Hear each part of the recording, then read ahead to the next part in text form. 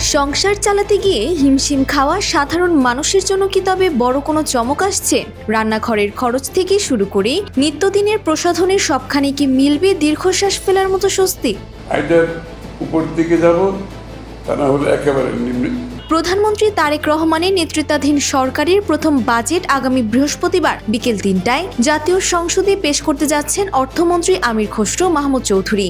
দেশের ৫৫তম এই বাজেটে সাধারণ মানুষকে স্বস্তি দিতে একগুচ্ছ পণ্য ও সেবার ভ্যাট ট্যাক্স কমানোর ইঙ্গিত দিয়েছে অর্থ মন্ত্রণালয় ও এনবিআর। প্রচুর হোমওয়ার্ক করেছি আমরা, প্রত্যেকটাই শুরু করব। সবচেয়ে বড় চমক থাকছে নারীদের পছন্দের স্বর্ণালঙ্কারে। ৫% ভ্যাটের বদলে এবার ভরি প্রতি ২,৫০০ টাকা সুনির্দিষ্ট কর নির্ধারণ করায় কমতে যাচ্ছে স্বর্ণের দাম।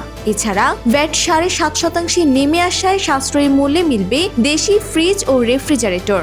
স্মার্টফোন ব্যবহারকারীদের জন্য থাকছে খুশির খবর, সিম ও ইসিমের দামও কমতে পারে। মধ্যবিত্তের পকেটে স্বস্তি দিতে দাম কমছে lotion, face cream, face wash, lipstick ও আইলাইনার সহ দেশীয় স্কিন কেয়ার প্রসাধনী।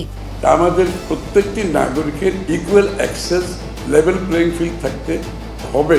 সবচেয়ে মানবিক সিদ্ধান্ত আসছে চিকিৎসা খাতে। হার্টের রিং ও চোখের লেন্সের উপর থেকে ১০% ভ্যাট প্রত্যাহার এবং ক্যান্সারের ৯ ধরনের ঔষধ আমদানিতে মিলছে কর রেয়াত সুবিধা। কৃষকদের মুখে হাসি ফোটাতে সার, কীটনাশক ও বালাইনাশকের কাঁচামালে ভ্যাট প্রত্যাহার করা হচ্ছে।